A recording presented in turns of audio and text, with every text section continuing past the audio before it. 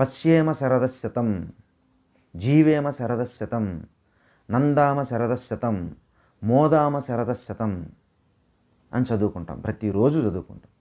అంటే పశ్యేమ శరదశతం, ఆ సూర్య భగవాను చూస్తాను, 100 సంవత్సరాల పాటు చూస్తాను.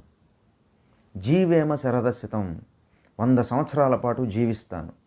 అది కూడా ఎలాగా? నందామ శరదశతం, ఆనందంగా జీవిస్తాను. మోదామ శరదశతం, సంతోషంగా జీవిస్తాను. ప్రతినిత్యం ఈ విధంగా చెప్పుకొని మనతో మనం మాట్లాడుకొని అనుకొని మనకి ఆ విధమైనటువంటి ఒక మనస్తత్వం ఏర్పడిపోతుంది. నేను 100 సంవత్సరాలు బతకాలి, నేను 100 సంవత్సరాలు బతకాలి, సంతోషంగా బతకాలి, నాకు ఉండేటటువంటి పరిమితుల్లో నేను హాయిగా బతకాలి అనేటటువంటి ఒక మనస్తత్వం తయారవుతుంది. ఇప్పుడు ఇవన్నీ పోతున్నాయి మెల్లమెల్లగా. ఇవన్నీ కూడా నివారణోపాయాలు.